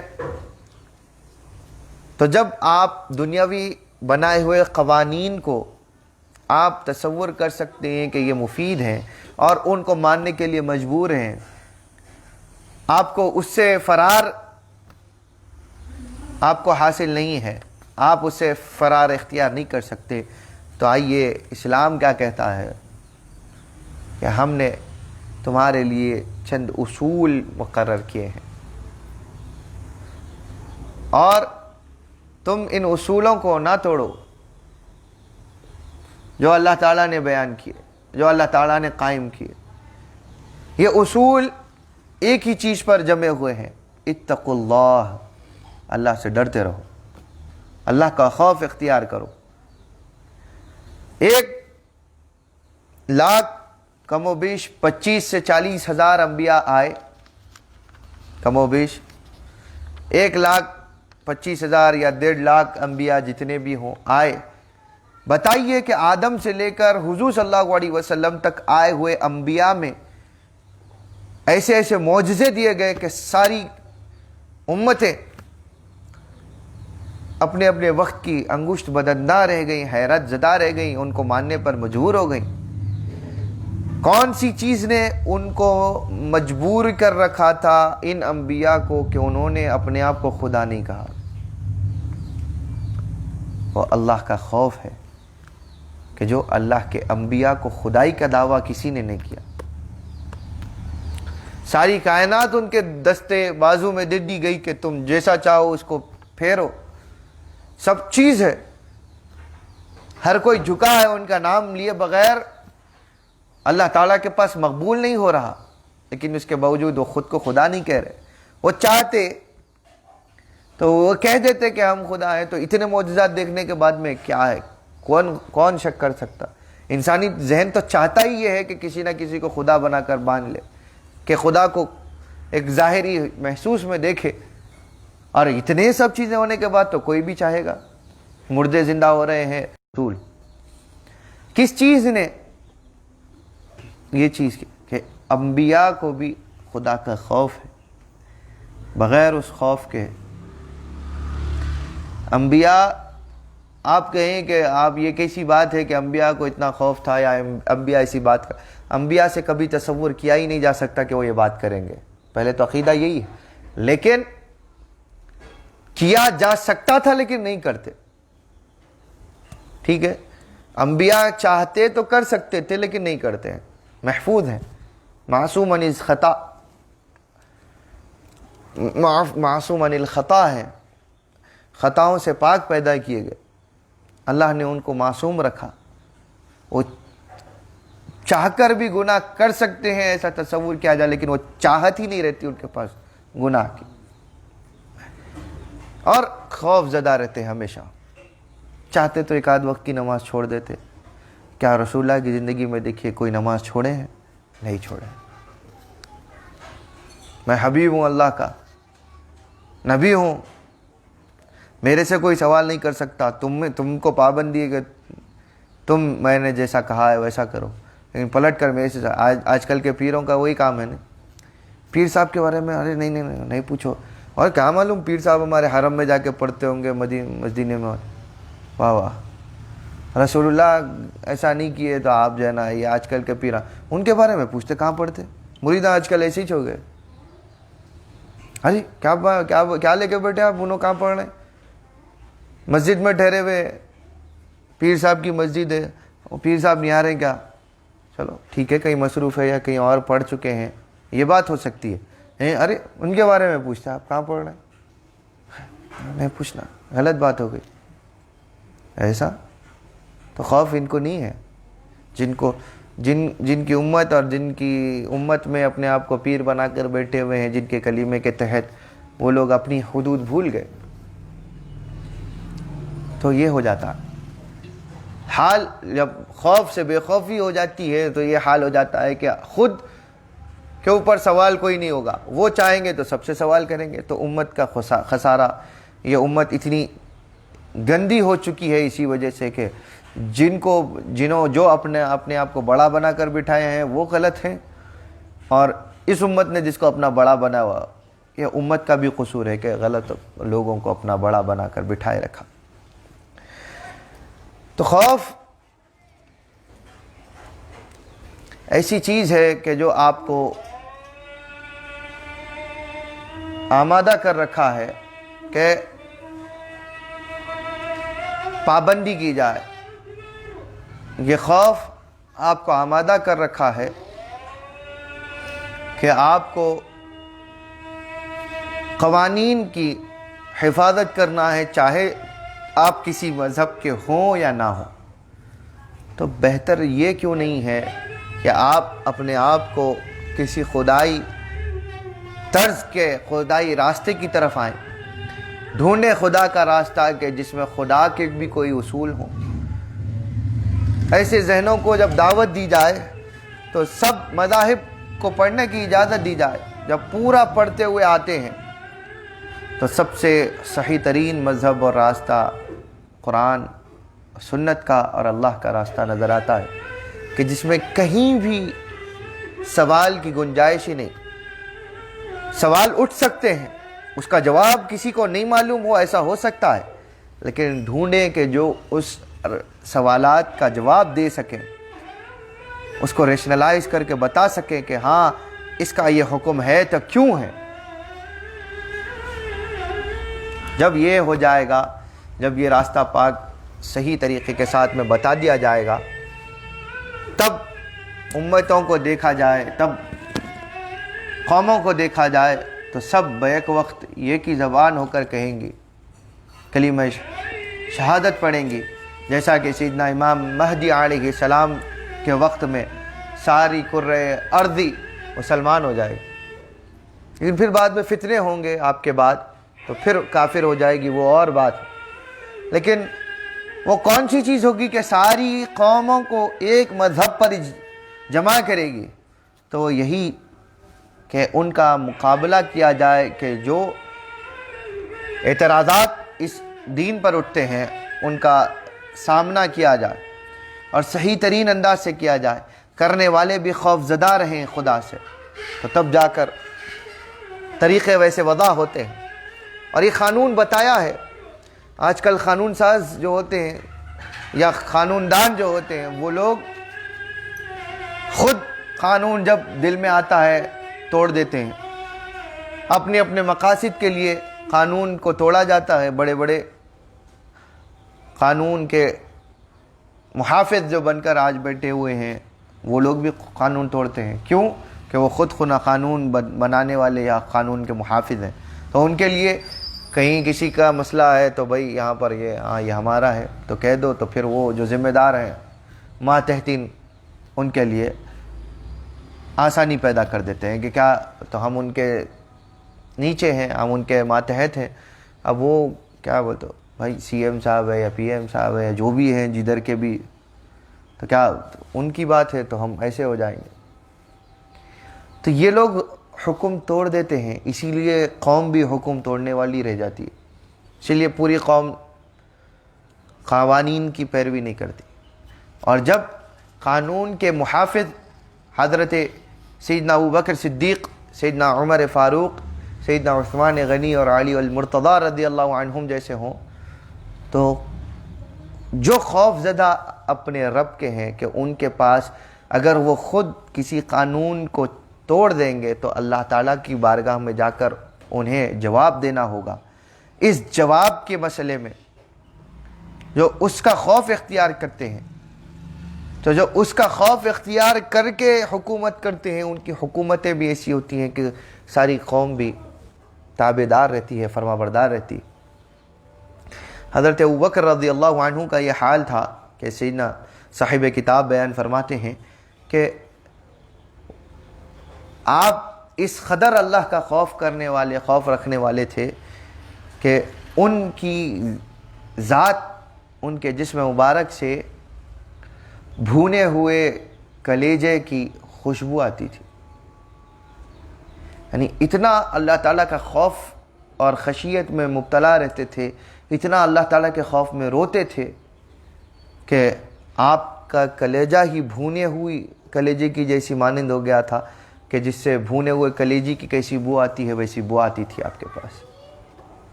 حضور صلی اللہ علیہ وسلم راتوں کو جب عبادت کے لیے اٹھتے تو فرمایا، سیدہ عائشہ صدیقہ رضی اللہ عنہا اور دیگر صحابہ نے بھی یہی بات کہی کہ حضور صلی اللہ علیہ وسلم کے سینے مبارک سے ایسی آواز آتی جیسے کہ آپ کوئی کوکر یا کسی برتن میں آپ پانی ڈالیں اور پانی کھول رہا ہو تو جیسی آواز آتی ہے، حضور کے سینے مبارک سے ویسے کھولتے ہوئے پانی کی آوازیں آتی تھی۔ کیا وجہ ہے کہ اتنا روتے تھے؟ اتنا خوف کس لیے؟ کہ اللہ تعالیٰ کے حضور حالانکہ گناہوں سے پاک پیدا کیے گئے لیکن پھر بھی ڈرتے تھے اللہ تعالیٰ سے۔ حضرت ابوبکر صدیق رضی اللہ عنہ کہ یہ حال ہے کہ ایسا اپنے آپ کو روتے تھے، اپنے آپ میں اس طریقے کی کا خوف اللہ کا اختیار کیا ہوا تھا، تب جا کر پھر دیکھو تو حضرت ابوبکر صدیق رضی اللہ عنہ کا دور اس شان اور عظمت کے ساتھ میں گزرا کہ جس میں جتنے بھی مخالفین اور مرتدین کا معاملہ ماجرا پیش آیا، آپ کے کلمات کے ذریعے سے ان کا رد ہوا۔ آپ کے زمانے میں کفر کے اٹھتے ہوئے سروں کو خم کیا گیا، منکرین زکوٰۃ کا مسئلہ آیا تو کبھی حفاظ اور قراء قرآن کو قتل کیا گیا، شہید کیا گیا، تو پھر ان کا دفاع ہوا۔ قرآن کی محافظت کا معاملہ آیا تو قرآن کی محافظت کے اندر قرآن کو جمع کرنے کے لیے اتنا خوف اور اللہ تعالیٰ کی خشیت کا معاملہ کہ ان کے ہی دور سے قرآن محفوظ ہونا شروع ہوا، لکھا جانا شروع ہوا۔ اس کو ایک قرآن کے صحیفے کی شکل جو آج کل ہمارے ان کے دور سے شروع ہوا تھا۔ یہ سب چیزوں کے پیچھے خوف کہ کسی کا حق نہ مارا جائے، کہیں کسی کا کچھ ہمارے سے حق تلفی نہ ہو جائے۔ اگر ایسا ہو جائے گا تو اللہ تعالیٰ کے پاس میں کیا منہ دکھائیں؟ نہیں ابوبکر صدیق رضی اللہ عنہ کہ حضور صلی اللہ علیہ وسلم جب معراج سے واپس آئے اور حضرت عائشہ صدیقہ رضی اللہ عنہا سے ایک مرتبہ خوش ہوئے تو پوچھا، کہا کہ اے عائشہ مانگو، تم کیا پوچھنا چاہتی ہو پوچھو، میں تمہیں جواب دینے کے لیے تیار، جو پوچھنا چاہتی ہو پوچھو، جو مانگنا چاہتی ہو مانگو، دینے کے لیے تیار ہوں۔ مرتبہ دریائے رحمت جوش میں حضور کا۔ اب سیدہ عائشہ نے کہا کہ یا رسول اللہ اگر موقع دیں تو میں آپ کو تھوڑا سوچ فکر کے بعد بتاؤں، مشورے کے بعد بتاؤں۔ حضور نے اجازت دی، کیونکہ آپ جب دینے کے عطا آپ کی مائل بکرم ہے تو ایسے ہی کچھ زبان سے نکل جائے ضروری نہیں، تو میں چاہتی ہوں کہ ایسی چیز مانگوں جس کا کوئی معنی رہ جائے۔ تو لہذا اپنے والد کے پاس گئی، پوچھا کہ بابا رسول اللہ صلی اللہ علیہ وسلم نے آج یہ بات کہی ہے تو آپ کچھ تجویز کیجئے کہ کیا پوچھوں۔ تو حضرت ابوبکر صدیق رضی اللہ عنہ نے کہا، بہت فکر سوچ کے بعد کہا کہ سب کچھ تو ہے، وہ بات پوچھو جو کسی کو نہیں معلوم۔ حضور صلی اللہ علیہ وسلم معراج سے تشریف لائے ہیں، معراج میں پوچھو کہ جب وہ اور اللہ تعالیٰ تنہا تھے تب اللہ تعالیٰ نے آپ سے کیا بات کہی، اس میں سے کوئی بات پوچھ لو، اور تنہائی کی راز والی باتوں میں سے کوئی ایک بات پوچھو۔ حضرت عائشہ رضی اللہ عنہا نے پوچھا، حضور نے کہا کہ ایک ہی بات بتاؤں گا، اور کئی باتوں میں سے ایک بات یہ ہے کہ اللہ تعالیٰ نے اس کی بخشش اور مغفرت کی ضمانت دی ہے کہ جو کسی مومن کی دل جوئی کرتا ہے، کسی مومن کے دل کو خوشی عطا فرماتا ہے۔ ایک ایمان والا اگر کسی دوسرے ایمان والے کا دل خوش کرتا ہے تو اس کا ایک لمحے کے لیے دل خوش ہو جانا، اللہ تعالیٰ اس خوشی کے بدلے اس کو سیدھا جنت میں بلا حساب و کتاب داخل کرے۔ یہ اللہ نے وعدہ کیا. جیسے ہی یہ سنا سیدہ عائشہ صدیقہ رضی اللہ عنہ نے حضرت ابوبکر صدیق کو سنایا. حضرت ابوبکر بہت رونے لگے اور بہت رونے لگے. روتے روتے آپ کی داڑھی مبارک تر ہو گئی. اس قدر روتا ہوا دیکھ کر حضرت عائشہ صدیقہ رضی اللہ عنہ نے پوچھا کہ بابا یہ تو خوشی کی بات ہے, اس میں رونا کا سبب کیا ہے؟ تو اب خوف کا معاملہ دیکھیے. تو کہا کہ جب اللہ تعالیٰ نے کسی مومن کے دل جوئی کے بدلے یہ انعام دیا ہے تو میں اس بات کو سوچ کر خوف زدہ ہوں اور اس سے روتا ہوں کہ کہیں کسی مومن کا دل میں نے نہیں دکھایا ہو, کسی مومن کے دل کو میں نے تکلیف نہ دی ہو. تو جب کسی کو ایک لمحہ خوش کرنے کا یہ معاملہ ہے تو دکھ دینے کا معاملہ کیا ہوگا؟ میں اس چیز سے ڈر کے رو رہا ہوں. تو معاملات یہ ہیں کہ خوف ایسی چیز ہے جو آپ کی زندگی کو باادب اور بااصول رکھتا ہے. ایک گھر میں رہیں, گھر کے بڑوں کی بات نہ سنیں, جیسے چاہیں کرتے رہیں تو گھر کا نظام درہم برہم ہو جاتا ہے. اب آپ میں سے اکثر ایسے ہی وقت ہوتا ہے, اس وقت پر سب بیٹھ کر کھانا نہیں کھاتے تو آپ کے ماں باپ کی نیند کا نظام آگے پیچھے ہو جاتا ہے, یا ان کے اپنے کام جو ہوتے ہیں ان کاموں میں آگے پیچھے, جو جب جیسا چاہتا ہے وہ ویسا کرتا ہے, جب چاہے جب سو جاتا ہے, جب چاہے جب اٹھ جاتا ہے. رات بھر جاگے ہوئے رہتے ہیں, دن میں سوئے رہتے ہیں, تو دن کے گھر کے کام ہوتے ہیں تو اس میں مسئلہ ہو جاتا ہے. پھر آپ کی نیند نہ ہو تو آپ چڑچڑا پن کر دیتے ہیں گھر والوں کے ساتھ. تو آپ دیکھیے آپ کتنا, جب کوئی اصول خراب ہو جاتے ہیں تو اس کے اندر کتنا ڈسٹربنس پیدا ہو جاتا ہے. اور نیند پوری نہ ہو تو فطرت ہے آپ کو چڑچڑاہٹ ہو جاتی ہے. تو اس کے لیے کیا ہے؟ وَجَعَلْنَا اللَّيْلَ لِبَاسًا. اللہ تعالیٰ نے کہا ہم نے رات کو آرام کے لیے بنایا, رات کو کھیلنے کے لیے نہیں بنایا, پب جی کے لیے نہیں بنایا, کوئی دوسری گیمز کے لیے نہیں بنایا. ٹھیک ہے, کبھی کبھی ایک آدھ مرتبہ آپ جمع ہو گئے وہ اور بات ہے, لیکن ہر رات یہی چل رہا ہے, اکثر راتیں یہ چل رہی ہیں, یا کوئی اور گیم چل رہی ہے ہنسی مذاق میں, بات چیت میں, یہ بھی غلط. وَجَعَلْنَا النَّهَارَ مَعَاشًا. لوگ شکوہ شکایت کرتے ہیں کہ کمائی میں برکت نہیں ہے, تو راتوں میں سوتے رہیں, راتوں میں جاگتے رہیں, دن کو سوتے رہیں, تو برکت کہاں سے؟ اللہ تعالیٰ نے تو اصول یہ رکھا کہ ہم نے وَجَعَلْنَا النَّهَارَ مَعَاشًا, ہم نے دن کو معیشت کے لیے بنایا ہے, رات کو سونے کے لیے بنایا. اور امت کا یہ حال ہے کہ رات کو کام تو ویسے ہی کوئی نہیں کر رہے ہیں, تو رات کو جاگتے رہو, دن کو سوتے رہو. بھوک بھی راتوں کو لگتی ہے تو 3 بجے رات کو جا کر دوسے ڈھونڈ رہے ہیں لوگ. بند ہو گئی ہوٹل تو ارے اتنی جلدی بند کر دیے. یہ بھی اب اس پہ پھر قانون سختیاں کرتا ہے تو پھر اس پہ بھی غصہ آ جاتا ہے. ارے بھائی تو نظام آپ کا آپ کو کسی اور ذریعے سے بھی آ رہا ہے تو آپ پابندی تو کرنا ہی نہیں چاہ رہے. بہر صورت باہر بیٹھے تو پکڑ لیں تو چلو آ جاؤ مردانوں میں بیٹھو, نہیں پکڑتے ہوئے اندر رہتے, کیا بولتے گھر میں بیٹھے ہوئے.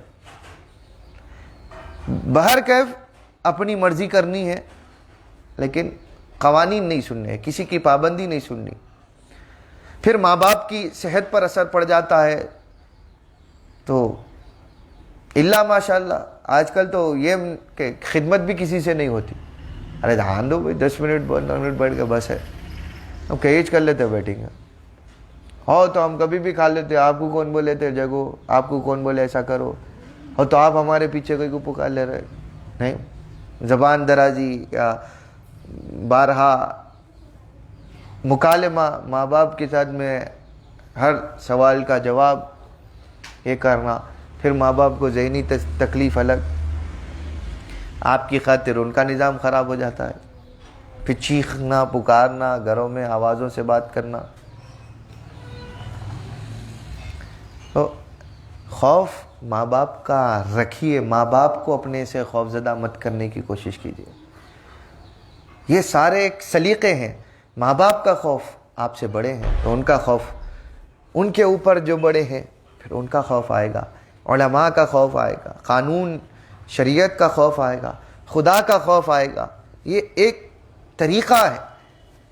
ایک کا خوف ہٹے گا تو دوسرے کا بھی خوف. ماں باپ کی نہیں سنتے تمہاری سننا، یہ باتیں ہو رہی ہیں نہیں؟ ہمارے ماں باپ نہیں سن رہے ہم تو آپ کی سنیں گے. تو یہاں ماں باپ سے تو بے خوف ہوئے، آگے جا کے دوسروں کے بھی خوف سے بے خوف ہوئے، وہاں سے بے خوف ہوئے. اسی طرح جا کے کسی بھی قانون کی پابندی اب عالموں کی سنیں گے، اب ان کی سنیں گے. انہوں ناجائز بولتے ہو گیا، ارے بولتے رہتے چھوڑ، اللہ معاف کرنے والا، اللہ معاف کرنے والا ہے. بے خوف ہو گئے. عالم کا اپنے گھر کی بات کر رہے تھے. شریعت جو حکم دے رہی ہے وہ حکم کی بات کر، اللہ معاف کرنے والا ہے. آپ عمل کرتے ہو، اس کے بعد میں کوئی غلطی رہ جاتی ہے اور معافی مانگتے تو اللہ کو معاف کرنے والا پاتے. عمل ہی نہیں کر رہے اور اللہ معاف کرنے والا ہے تو کس بات پہ معاف کرے اللہ؟ تو پہلے درستگی ایسی تھی، طریقے ایسے تھے، امت ایسی تھی کہ قوانین کی پیروی کرنے والی تھی تو ان کے ساتھ اچھا ہی ہوا. اب سوتے رہیں گے تو دنیا کدھر کی جا رہی ہے، نہ خبر ہے کچھ دنیا کے ماحول کی، نہ کچھ نہ کیا. اس میں کیا ہوگا؟ اس میں کیا ہوگا؟ اور جو چیز گھر کے اندر کی تھی گھروں کے باہر ہو رہی ہے. گھروں کے باہر سب جشن منائے جا رہے ہیں، کھانا پینا روڈوں پہ ٹھہر کے. اس کی وجہ سے کیا ہو گیا؟ ٹھیک ہے کوئی ریسٹورانٹ ہے، کوئی ہوٹل ہے، وہاں کوئی بیٹھنے کا انتظام ہے، جو روڈ سے خارج ہے آپ بیٹھ کر کھائیں، وہ حکم ہے کہ بیٹھ کے کھانے میں ہی. ایک دم روڈ پہ کھڑے ہو گئے، یہ سب پھر بعد میں پولیس آئے تو پولیس کے خوف میں بھاگ رہے ویسی چھوڑ کے. تو کیا ہے بھائی؟ یہ آپ پہلے ہی سے خوف خدا کا رکھ لیتے اور بازار میں نہیں کھاتے تو آپ کتنی سلجھی ہوئی اور پابند قوم معلوم ہوتے. لیکن آپ کو کرنا نہیں ہے تو جیسا چاہے ویسا. بے خوفی یہ عالم کر دیتی ہے. اسی طرح حضرت سیدنا عمر فاروق رضی اللہ عنہ کے خوف کی ایک داستان ہے.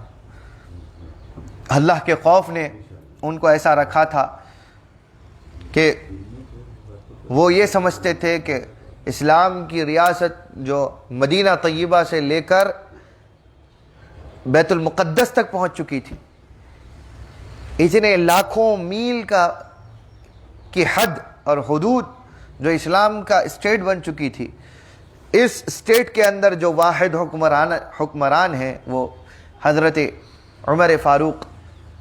وہ یہ کہتے تھے کہ یہ میرا خطہ، جتنے خطے پر میں حکومت کر رہا ہوں، اگر بکری کا بچہ بھی اگر بھوکا پیاسا ہے تو اس کی بھوک اور پیاس کا ذمہ دار عمر رہے گا اللہ کے پاس. لہذا ہر اس کی بھوک اور پیاس کا خیال رکھتے تھے. یہ کیا تھا؟ یہ خوف تھا. خوف نہ ہو تو میں کیا کروں بکری کا. ہمارے جیسے لوگ اللہ تعالیٰ نے اسی لیے پیدا نہیں کیے تھے وہ زمانوں میں. ہمارے جیسے لوگ رہتے تو اب کیا کریں گے؟ جانور بھوکا ہے تو ارے انہیں ہو سکتا ہے کہ انہیں کہیں اور سے ہمارے پاس آ گیا، ہم یہ سوچ لیتے. دوسرے ملک کا ہمارے ملک میں داخل ہو گیا ہوں گا بھائی تو میرے کو کیا کرنا ہے؟ اب جانور کتنے رہتے کتنے مرتے میرے کو کیا کرنا؟ سب کا سوچ لے، دوسرے معاملے بہت ہیں. ہم ایسے لوگ، اور وہ ہر ایک کا خیال رکھنے والے. تو اللہ تعالیٰ نے ان کو بھی ویسے ہی رکھا. اس کا نتیجہ اللہ تعالیٰ نے ان کو وہ دیا کہ جیسے عمر ہے، جیسے ان کی نیکی اور فضیلت ہے ویسی کسی کی فضیلت نہیں. جیسے سیدنا ابوبکر کی ہے ویسی کسی اور کی نہیں. جیسے حضرت عثمان کی ہے ویسی کسی کی نہیں. حضرت علی، یہ سب قوانین کی پیروی میں ویسے آئے. خوف اللہ کا ان کو مجبور کیا ہوا تھا. تو اللہ تعالیٰ کا خوف اختیار کرنا یہ سالک کے اوپر لازم ہے. بے خوف ہوگا میں تو فلاں پیر کا مرید ہوں، میرے کو کچھ بھی نہیں ہوتا، بول دیے کہ ہاں لا تخف بول دیے، خوف نکو کرو بول دیے، میں خوف ہی نہیں ہے میرے کو. کیا بولتا ہوں میں شراب پیتا ہوں، میں مرید ہوں. کیا بولے تو میں غلط کام کرتا ہوں، میں مرید ہوں. جوا کھیلتا ہوں، میں مرید ہوں. میں جو ہے نا کسی کا حق مار لیتا ہوں، میں مرید ہوں. جھوٹ بولتا ہوں، میں مرید ہوں. کیا بولتا ہوں؟ نہ بچا لیتے بھائی، نہیں بچاتے. اب یہ بحث کرتے نہیں بچاتے، تم آپ کو نہیں بتاتے. وہ مرید ہی نہیں ہے جو جھوٹ بول رہا، وہ مرید ہی نہیں ہے جو اپنے پیر کی زندگی کے مطابق عمل نہیں کر رہا. یہ تو وہی معلوم ہوگا کون کتنے مرید بن کے اٹھتے سو. سمجھ رہے ہیں آپ؟ ہاں عمل کرتے ہوئے کہیں کہیں غلطی ہو جاتی ہے تو ویسی غلطیوں سے بچا لینے والے، یا آپ کی پرانی زندگی اگر غلط ہوئی تھی، مرید ہونے کے بعد اچھے ہو گئے، تو ان گناہوں سے بچانے والے آپ کے مرید پیران کرام بن جاتے. اب آئیچ نہیں مرید ہونے کا، مرید اس لیے بن رہے ہیں کہ جو ہے نا قیامت میں بھی بچ جانا ہے. کہتے یہاں جو چاہے وہ کریں گے، اس کا مال کھا لیے، اس کی زمین پہ قبضہ کر لیے، اس کا فلاں یہ لے لیے، اس کا وہ لے لیے. چھوڑو اپنے یہ اچھا رکھ لو، کھا لو پی لو، مزے سے رہو. روڈوں پہ دکھا پچکڑا مار دیے، اس کو وہ کر دیے، اس کا یہ کر دیے. مانگنے آ تو منگا دیتے بھی نہیں، پھر 10 روپے نہیں نکلتے جیب میں سے ایسوں کے چل رہے، بلکہ ہکال دیتے. کال تو کتوں کو دیں گے، تو تم سب کا تم کھا لیں گے لیکن تم دوسروں کو کچھ بھی نہیں دیں گے. یہ حال بے خوف، جبکہ اللہ تعالیٰ دیتا مال اسی لیے ہے تاکہ تم اللہ کی مخلوق میں دو. یہ تمہارا اپنا کچھ بھی نہیں. اسی طرح بعض اولیاء و صالحین کے اوپر جب غلبہ ہوتا خوف کا، تنہائیوں میں رہتے اور اللہ تعالیٰ کا خوف کا جب غلبہ بڑھ جاتا تو بازار میں آ جاتے، اور بازار میں آ کر اپنے اس خوف کو بیلنس کرنے کی کوئی، زیادہ خوف ہو جائے گا وحشت ہوتی ہے، اس سے بھی انسان دور ہو جاتا ہے. حد سے زیادہ خوف بھی اصولوں سے جدا کر دیتا ہے، تو انسان سرکش بن جاتا ہے. وحشت سرکشی کی طرف مائل کرتی ہے. اس کے بعد لوگ اٹھ جاتے ہیں اور پھر مخالفت شروع ہو جاتی ہے. تو بے خوف کو برابر کرنے کے لیے نسخہ بتاتے ہیں کہ وہ بازاروں میں آ جاتے اور لوگوں کا چہل پہل اور لوگوں کا ماحول دیکھ کر اپنے سینے کو ٹھنڈا کرتے، اور پھر خوف کو ختم نہیں کرتے بلکہ خوف کے غلبے کو ختم کرتے کہ غالب نہ ہو جائے. اب غالب کیوں نہ ہو اس کا بیان وہ اگلی انشاءاللہ نشست میں وہ دوسرے مقام کے تذکرے میں آ جائے گا. تو اتنا خوف نہ ہو کہ بالکل ہی آپ دور ہو جا رہے ہیں. لوگ خوف کر کے یہ کہتے ہیں کہ اللہ معاف نہیں کریں گا، میرے اتنے گناہ ہیں. آج بھی ایسے لوگ جو اتنے خوف میں کہ نہیں توبہ نہیں کر سکتے، نہیں کرنا چاہتے کہ نہیں اللہ معافی نہیں کرے گا. یہ خوف کا ڈائریکشن ان کا غلط ہے کہ اللہ معاف نہیں کرے گا. نہیں اتنے گناہ کر دیے، کیسا معاف کرے گا، میں ایسا کر دیا نہیں معاف کرتے، بس میں دور ہو گیا اللہ سے، نہیں ہوتا. ارے معافی تو چاہو، اپنی زندگی سدھار تو لو، باقی اللہ پہ چھوڑ دو. نہیں میں یہ کر دیا، میں وہ کر دیا، ایسے گناہ گنا دیتے ہیں کہ دیکھو میں یہ کر دیا، آپ کیسے. تو خوف ہونا اچھی بات ہے، خوف کا غلبہ ہونا غلط بات ہے. تو اولیاء اور خوف رکھنے والے ایسا کرتے تھے. وَلَمْ يَدَلْ كَذَلِكَ إِلَّا تَمَكَّنْ، کہ سیدنا امام العیدروس ارشاد فرماتے ہیں میرے خود کے ساتھ ایسا واقعہ ہوا کہ میں نے ایک صوفی بزرگ کو دیکھا کہ وہ خوف کی ایسے مقام پر کہ خوف کا اتنا غلبہ ہو گیا کہ انہیں اب کسی چیز میں ذہن نہیں لگ رہا اور وہ ہر چیز سے فرار اختیار کر رہے ہیں، ہر چیز سے بھاگ رہے ہیں. تو میں نے ان کو اجازت دی، میں نے حکم دیا کہ تم اجتماع میں آؤ، تمہیں چاہیے کہ اب تم خلوت ختم کرو. خلوت میں تھے ایک صوفی ایک ولی، غلبہ ہو گیا تو ان کو کہا کہ نہیں اب خلوت سے باہر آؤ اور جاؤ جا کر اپنے ہم ذہنوں کے ساتھ میں بیٹھو، ہم مزاجوں کے ساتھ بیٹھو اور فی الاجتماع والصحبہ، اور اپنے وصحبہ الناس وانتفعوا بہ، تو ان کے ساتھ میں جاؤ بیٹھو اور ان کے ساتھ میں فائدہ اختیار کرو، ان سے بات چیت کرو اور اس کیفیت کو زائل کرو جو غلبے میں آ گئی. تو اس غلبے کو ختم کرنے کے لیے پھر اولیاء یہ بھی ایک کام کرتے تھے. تو خوف کرنا اللہ تعالیٰ کا اتنا نہیں کہ آپ نا امید ہو جا رہے ہیں کہ کچھ بھی نہیں، اب اس کے بعد صرف دوزخ ہی رکھی ہوئی ہے، یا اب یہی ہونے والا ہے، یہ فلاں فیصلے پر آپ آ گئے. تو ان کو زائل کرنے کے لیے پھر بیلنس بھی چیز ہے. اللہ تعالیٰ نے دنیا ویسی ہی قائم رکھی. حضور کو خوف ہوتا وحی کا تو حضرت سیدہ خدیجہ رضی اللہ عنہا کے پاس واپس آ جاتے اور کہتے زملونی، مجھ پر چادر اڑاؤ. خوف جو گرماہٹ پیدا کرتی ہے جسم میں، اس کیفیت کو زائل کرنے کے لیے اوڑھ لیتے. اور سیدہ خدیجہ کے ساتھ چند گھنٹوں بات کرتے. سیدہ خدیجہ سے بات کرنے کے بعد حضور کے خوف اور خشیت کے غلبے میں کمی آتی، بیلنس ہوتا. تو دیکھیے کہ کیسا اسلام ہے، رہبانیت بھی نہیں ہے اور ایک دم دنیا پرستی یا دنیاوی مزاج بھی نہیں ہے، دنیا میں گم ہو جانا بھی نہیں. تو کیفیات کو برابر. آگے یہی کہتے ہیں وَمِن ذَلِكَ عَنْ بَعْضِهِمْ أَنَّهُ كَانَ إِذَا غَلَبَ عَلَيْهِ الْحَالُ رَكِبَ فَرْسَهُ وَأَتَىٰ إِمْرَتَهُ فَيَسْكَنَ مَا بِهِ. جب اولیاء و صالحین میں سے بعض ایسے بھی ہوئے کہ جو تنہائی پسند ہوتے، اور جب حال کا غلبہ ہو جاتا، خوف کے غلبے کا حال، خشیت کا حال غالب ہو جاتا، تو اپنی ازواج مطہرات کے پاس واپس آتے، گھوڑے پر بیٹھ جاتے، گھوڑے پر بیٹھ کر اپنی ازواج کے پاس آتے اور اس کیفیت کو بحال کرنے تک ان کے ساتھ رہتے. اور اس میں جب بیلنس ہو جاتا تب پھر وہ دوسرے معاملات کے لیے آگے بڑھتے.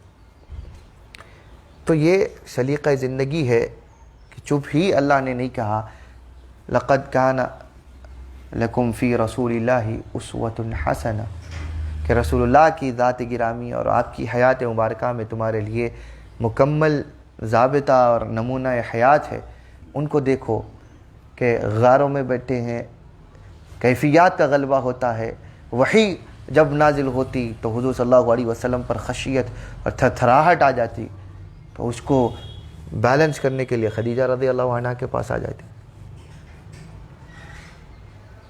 اور جب کوئی نہیں ہوتا تو آپ کی کیفیات کی برداشت اور ان کیفیات کو ضبط کرنے کے لیے ایک ہی سہارا رہتی، وہ سیدہ خدیجہ رہتی.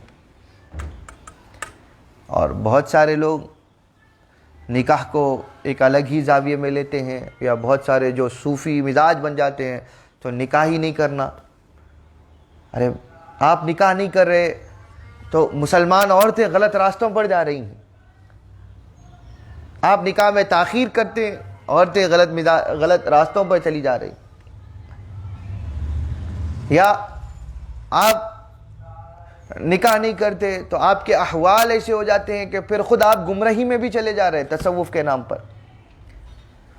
تو آپ کی کیفیات برابر ہوتی، اپنے مقدار پر ہوتی، اپنی اعتدال میں چلتی، تاکہ دوسرے مقامات اور حاصل ہوتے. ایک ہی مقام اس کا غلبہ آپ کو دیوانہ یا پاگل کر دیتا ہے، یا کوئی اور مزاج کی طرف مائل کر دیتا ہے، ذہن کو کمزور کر دیتا ہے، بہت ساری چیزیں ہو جاتی ہیں.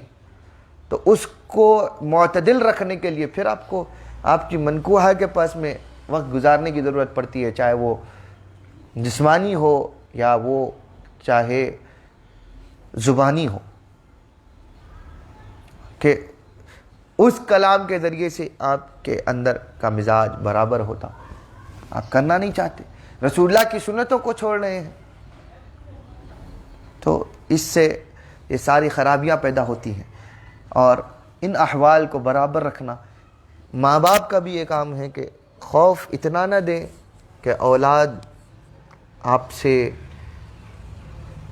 پھر لا تعلق ہو جائے، یا اتنی محبت بھی نہ دیں کہ اولاد محبت کے نام پر آپ سے بہت زیادہ ہی آپ سے بے خوف ہو جائے. یہ ہر چیز کو آپ کو اللہ تعالیٰ نے مربی کہا ہے، آپ کو رب کہا ہے قرآن نے. اللہم ارحمہما کما ربیانی صغیرا. اولادوں کو حکم دیا کہ اپنے ماں باپ کے لیے یہ دعا کرو کہ اے اللہ میرے ماں باپ پر اسی طرح رحم کر جیسا کہ کما ربیانی، جیسا کہ انہوں نے تربیت کے مراحل میں مجھ پر رحم کیا تھا۔ تو ماں باپ رحم اور سختی دونوں کو اعتدال کے ساتھ لے کے چلے تو اولاد بھی خوف اور محبت دونوں کے مراحل میں رہتی ہے۔ اور بے خوف اولاد کو بھی چاہیے کہ اپنے ماں باپ کے سائے کو غنیمت سمجھ کر ان کی تابعداری کریں، ان کی اتباع اور ان کی پیروی سے سلیقہ ملے گا کہ کیسے ان کے احکام میں آپ جب ہوں گے تو آپ کو سلیقہ ملے گا کہ کیسے ایک زندگی گزارنا ہے، اور گزارتے ہوئے دیکھنا ہے کہ شریعت کے حدود کو بھی اسی طرح جس طرح ہمارے ماں باپ ہیں کہ وقت آ جائے تو سختی بھی کرتے ہیں، کوئی بات غلط ہو تو سخت مزاجی بھی آتی ہے اور آنی بھی چاہیے، وہ کرتے آپ کی بھلے کے لیے، لیکن جب کوئی دوسری بات ہو جاتی ہے تو آپ کے لیے سراپا رحمت بھی بن جاتے ہیں۔ آپ کی تکلیف دیکھتے ہیں تو اس تکلیف کے لیے آپ کے لیے چاہے ان کی رحمت ظاہر ہو نہ ہو تو آپ کے لیے مرحمت کا پیکر بن جاتے ہیں، رحمت والا بن جاتے ہیں۔ تو آپ کا رب یہی مثال دے کر کہتا ہے کہ میں 70 ماؤں سے زیادہ محبت رکھتا ہوں۔ اس کو مثال دینے کی ضرورت کیا پڑی؟ تاکہ تم ان کی مرحمت کو دیکھو، سمجھو، ماں باپ کی رحمت کو دیکھو، ان کی شفقتوں کو سمجھو۔ جیسے ان کو دیکھو گے ویسا میں ہوں، میں اس سے زیادہ بڑھ کر ہوں، لیکن ان کو دیکھ کر ہی سمجھ سکو گے۔ جب تک کسی کو دیکھو گے نہیں تب تک تم خدا کی رحمت کیسے سمجھو گے؟ تو اپنے آپ کو خوف اور محبت اور امید کے دائروں میں معتدل مزاج بنا کر رکھیے، اور ہر زندگی کے ہر مکان پر مقام پر خوف اللہ تعالیٰ کا رکھیے کہ ماں باپ سے بھی بڑ زبانی کریں گے تو اللہ ناراض ہو رہا ہے، ماں باپ کو کچھ کہہ دیں گے اللہ ناراض ہو رہا ہے، یہ سوچ کر اگر چلیں گے تو یہ خوف جو آپ اللہ کا رکھ کر ماں باپ سے اچھے ہوئے، آپ اللہ کا خوف رکھ کر آپ کے جو ملنے جلنے والوں کے ساتھ یا راستے میں کوئی نظر آ جائے اس کے ساتھ اچھا حسن سلوک کر رہے ہیں تو یہ خوف نیکیوں کا سبب بن جاتا ہے۔ جب تک یہ خوف نہیں ہے تو آپ چاہے آج کے دور میں خود شیخ عبدالقادر جیلانی رضی اللہ عنہ کے آپ براہ راست مرید بن جائیں تو بھی وہ ارادت فائدہ نہیں دے گی اگر آپ کے اندر یہ چیزیں نہیں آئیں گی۔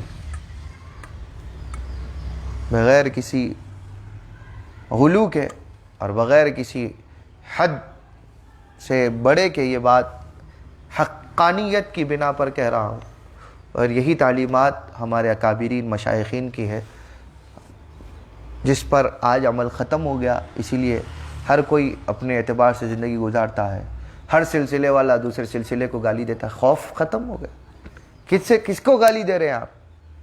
وہ تصوف و طریقہ جس کو آپ آبا و اجداد جن کی یا تو سندیں آگے پہنچتی ہیں تو ایک ہی پیر کے پاس پہنچتی ہیں، یا جن کے سلاسل کا آپس میں کوئی باہمی ربط تھا آپس میں بزرگوں کا، آپ نے ان کو گالی دے دی، آپ نے ان کو برا کہہ دیا، آپ کے لیے آپ کا ہی پیر سب کچھ ہے، تو وہ تو عقیدہ صحیح ہے، لیکن دوسروں کو گالی دینا یہ کہاں سے؟ یہ بے خوفی ہے۔ بے خوفی زبان سے جو چاہتی ہے کہلواتی ہے، ہاتھوں سے پیروں سے جو چاہے کرواتی ہے، آنکھوں سے جو چاہے ممنوع اشیاء بھی دکھلا دیتی ہیں۔ تو اپنے آپ کو پابند رکھنا اور خوف اور خشیت میں رہنا یہ لازم ہے۔ اللہ تعالیٰ کہنے سننے سے زیادہ ان تمام مقامات کو حاصل کرنے اور ان پر عمل کرنے کی توفیق عطا فرمائے، ہمارے اکابرین کی تعلیمات کو سمجھ کر ان پر بعمل رہنے کی توفیق عطا فرمائے۔ اللہ تعالیٰ ہمیں ہمیشہ حضور صلی اللہ علیہ وسلم کی لائی ہوئی شریعت، آپ کی کتاب اور سنت کی پیروی میں رکھے، ظاہر و باطن کو ہمیشہ قرآن و سنت کا اللہ تعالیٰ پیروی میں متبع رکھے، اللہ تعالیٰ صحیح وابستگی دے، ہمارے مشائخین طریقت کے ساتھ سچی محبت اور الفت اور ان کی کامل طور پر اتباع عطا فرمائے، اور جو کچھ کہا گیا سنا گیا اس میں کوئی کوتاہی ہو، غلطیاں ہو، اللہ تعالیٰ ان کو معاف فرمائے، صحیح پیغام کو آگے پہنچانے کی ہمیں توفیق دے، اس پر عمل پیرا رہنے کی توفیق دے، اور ہمیں جو کوئی بدحالی کا شکار ہے، اللہ تعالیٰ ان کے حالوں کو خوش رکھے، ایسا حال رکھے کہ جس حال کو اللہ خود پسند کرتا ہے اور اس کے رسول صلی اللہ علیہ وسلم کے لیے رضا اور خوشنودی کا سبب بنتا ہے، اللہ ویسا حال رکھے۔ وما علینا الا البلاغ وصلی اللہ علی خیر خلق سیدنا محمد وآلہ وصحبہ بارک وسلم۔ الفاتحہ لحضرت النبی۔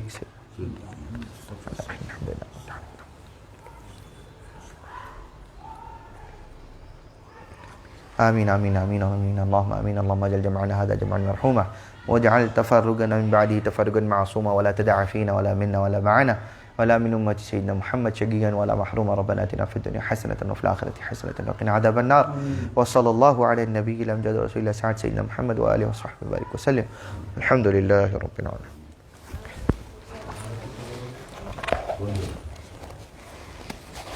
العالمين.